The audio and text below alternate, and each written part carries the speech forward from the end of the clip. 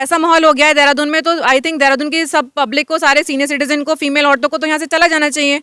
आप मैं इस और जो सवाल का है जवाब आरोप जानना लग रहे हैं चाहती कि आपने 60-70 लोग जो है भेजे हैं और वहाँ पर लूट की वारदात को आपने अंजाम जी बिल्कुल गलत है, बिल्कुल गलत है। दिया। जिस समय ये वारदात हुई आप कहाँ पर थे? मैं बाहर जा रखी थी और जिस समय मैं वहाँ पहुँची हूँ तो चौकी इंचार्ज के साथ ही पहुँची हूँ मैं। विवेक राठी और जी। लोगों की फोटो भी दे दी है, वीडियो भी दे दी है, और मतलब एक भी हाथ नहीं आया। पुलिस तो यहीं पे थी, हम लोग खुद पकड़ने के लिए तैयार थे। पुलिस तो हमसे और ज्यादा मजबूत और वो होती है, तो किसी एक बंदे को तो पकड़ लेते। अभी किससे उम्मीद लगाते हैं, कौन इंसाफ देगा? भगवान ही इंसाफ देगा, मेरे को तो कुछ ऐसा समझ क्यों ही हो रहा नहीं है मैडम आया। कि बार बार आप ही पर आरोप लगाए जा रहे हैं कि आप करा रहे हैं, आप करा रहे हैं? वो इसलिए है क्योंकि इनको हमने ना एज अ केयर टेकर्स रखा था। कितने समय पहले मैम? थोड़ा सा मेरे फादर के टाइम से हैंगे ये, 2 कमरे में हैं तो वहीं रह रहे थे ये लोग। मगर अब इन लोगों को ये लग रहा है कि धीरे धीरे इतनी मिड सिटी में प्रॉपर्टी है तो इस 2-2.5 बीघा ज़मीन को किस तरह से ये सही लोग बोलना चाहूंगी, जिस भी जो भी घर में अकेली महिलाएं हैं और जिस घर में सिर्फ महिलाएं हैं, तो वहाँ पे कैमरे जरूर हो, क्योंकि पुलिस वाले आपको बाद में प्रूफ मांगेंगे, तो आपके पास एटलीस्ट कैमरे की रिकॉर्डिंग तो हो। तो मैं जो भी महिलाएं हैं जिनके भी पेरेंट्स यहाँ अकेले रह रहे हैं, उनसे सबसे रिक्वेस्ट करूंगी कि अपने पेरेंट्स के लिए एक काम जरूर करें, हाथ जोड़ के, कि उनके लिए सीसीटीवी फुटेज लगाएं जो कहीं से भी मीडिया कवरेज हाउस हो जाए। न्यूज़ 24 में आपका स्वागत है। अभी जो हमने पिछले हफ्ते आपको एक न्यूज़ दिखाई थी, लूट का जो पूरा प्रकरण था, और बताया जा रहा था कि मनीषा एडवर्ड करके हैं, उन्होंने जो है यहाँ पर 60-70 लोग भेजे हैं, और इस तरह का जो है पूरा प्रकरण, गले में आपने वो देखा किस तरह से, वो तमाम तस्वीरें हमने आपको दिखाई हैं। वहीं पर हमने जो है मैम से टाइम लिया, मनीषा एडवर्ड के पास जाने की कोशिश की। बड़ी स्थितियों परिस्थितियों के बाद आज हम मैम के पास पहुँचे और कहीं ना कहीं मैम से बात भी करने की कोशिश करेंगे। उन पर आरोप लग रहे हैं कि 60-70 लोग उन्होंने वहाँ पर भेजे हैं और इस तरह से लूट की वारदात को अंजाम दिया है, और कहीं ना कहीं प्रॉपर्टी को लेके भी विवाद बताया जाता है। जानने की कोशिश करेंगे जो लोग वहाँ पर रहते हैं वो प्रॉपर्टी उनकी है या फिर इनकी है, या फिर कोर्ट को लेकर भी बातें हो रही हैं कि कोर्ट में विचाराधीन है। उन तमाम बातों को हम करने जा रहे हैं। देखने वाले दर्शकों से कहूँगा वीडियो को शेयर करें ताकि आम जन लोगों तक ये तस्वीरें चली जाएँ। तो सीधा मैम से बात करने की कोशिश करते हैं। मैम, पहले तो बहुत बहुत स्वागत है आपका हमारे चैनल में।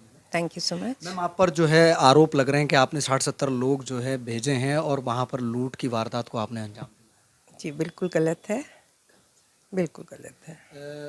जिस समय ये वारदात हुई आप कहाँ पर थे मैम? मैं बाहर जा रखी थी और जिस समय मैं वहाँ पहुँची हूँ तो चौकी इंचार्ज के साथ ही पहुँची हूँ मैं। विवेक राठी जी। जी विवेक राठी। ये एक अहम सवाल है कि जो आरोप लग रहे हैं, कहा जा रहा है कि लूट को जिन्होंने अंजाम दिया है वो कैसे एक चौकी इंचार्ज के साथ वहाँ पर हो सकते हैं, ये एक अहम सवाल है। अच्छा, जब वहाँ पर गए तो वहाँ पर क्या देखा आपने मैम? 60-70 लोग थे? नहीं, कोई नहीं थे। मुश्किल से 5-6 लड़के ज़रूर दिखे मुझे वहाँ अंदर, मगर उनकी दोनों लड़कियाँ गेट के बाहर खड़ी थी और ना इंस्पेक्टर साहब को उन्होंने अंदर जाने दिया और ना मुझे जाने दिया। तो वो एक तरह से डिफेंड कर रही थी या रोक रही थी हम लोगों को अंदर जाने से। ऐसा क्यों हो रहा है मैडम कि बार बार आप ही पर आरोप लगाए जा रहे हैं कि आप करा रहे हैं, आप करा रहे हैं? वो इसलिए है क्योंकि इनको हमने ना एज अ केयर टेकर्स रखा था। कितने समय पहले मैम? थोड़ा सा मेरे फादर के टाइम से हैंगे ये, 2 कमरे में हैं तो वहीं रह रहे थे ये लोग। मगर अब इन लोगों को ये लग रहा है कि धीरे धीरे इतनी मिड सिटी में प्रॉपर्टी है तो इस 2-2.5 बीघा ज़मीन को किस तरह से ये लोग कब्ज़ा कर सकें। तो बस क्योंकि मैं यहाँ अकेली रहती हूँ, मेरी मदर इज़ नॉट वेल, तो ये लोग सिर्फ एक तरह से ब्लैकमेल करने के लिए, या जैसे लोग बोलते हैं ना पिक्चर की स्टोरीज देख के इंस्पायर हो रहे हैं, वही एक इन्होंने एक प्लान बनाया है कि किस तरह से मुझे ब्लैकमेल करा जाए या किस तरह से दबाया जाए, कि 3-4 लड़कों को लेकर के ऐसा या पूरा वो करके, कि बस एक प्लान टाइप इन्होंने बनाया है कि मैं इनको ना रोकूं पूरा कब्जा करने से। जैसे मैडम इन लोगों ने आप पर आरोप लगाए हैं तो पुलिस का क्या रवैया है आपके साथ, और पुलिस ने इन्वेस्टिगेशन में क्या पाया है कि 60-70 लोग पाए गए? पुलिस ने भी इन्वेस्टिगेशन में यही पाया कि ज़्यादा नहीं थे, मुश्किल से अगर होंगे तो 2-3 लड़के थे। आप ये बताइए ना, अगर पुलिस वाले भी वहाँ थे तो वो 60-70 लोग गायब कैसे हो गए? पुलिस ने, पब्लिक ने किसी को नहीं पकड़ा। 60-70 लोग मीन्स अ बिग मॉब, मतलब मॉब भी नहीं मिला, कोई भी नहीं मिला। मैं भी वहाँ खड़ी, मुझे भी नहीं दिखा, पब्लिक को भी नहीं दिखा। ऐसे कैसे है? मैम, ये भी बताया जाता है कि वो बोल रहे हैं कि 80-85 साल से हम लोग यहीं पर रहते हैं। एक बुजुर्ग महिला भी वहाँ पर है, उनका भी कहना यही है कि हमारा है। नहीं, रजिस्ट्री मैं आपको दिखा सकती हूँ, असेसमेंट्स भी मेरे पास हैं, टैक्सेस मैं पे कर रही हूँ, सब कुछ सारे ऑन रिकॉर्ड पेपर्स हैं, वो आप देख सकते हैं, आपके साथ शेयर कर लूँगी मैं।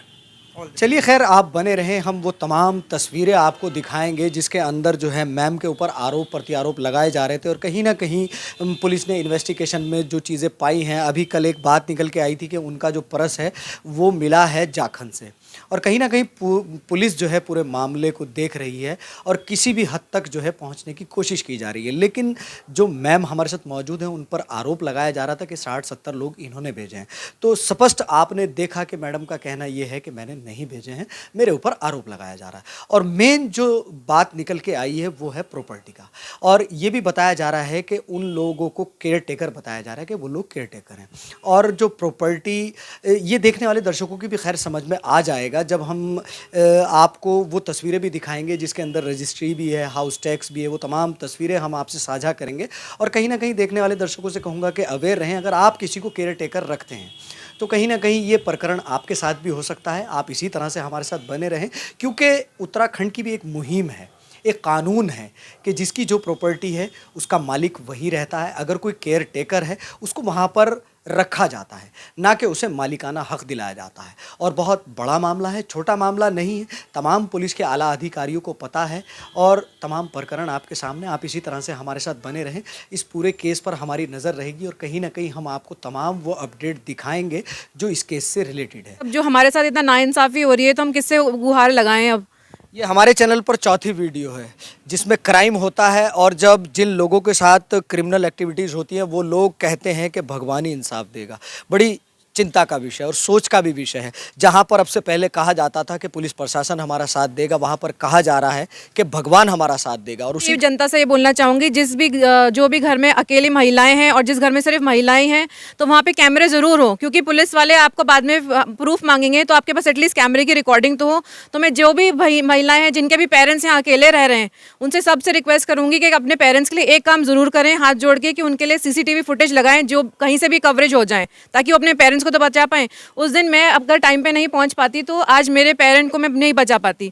मतलब हमारे पेरेंट्स हमारे लिए क्या करते हैं, एक बचपन में जरा से चोट लग जाए कितने परेशान हो जाते हैं। और मैंने अपने आंखों से देखा है मेरी फादर और मदर की सिचुएशन, आखिरी सांस ले रहे थे तब मैंने उन्हें बचाया। तो मुझे कैसे फील हो रहा होगा कि जो पेरेंट्स मेरे लिए पूरी दुनिया आसमान इकट्ठा कर देते हैं हमारी जरा सी चोट के लिए, उनका मर्डर होने वाला है, उनका मतलब आखिरी सांसें ले रहे हैं और हम कुछ नहीं कर पा रहे हैं।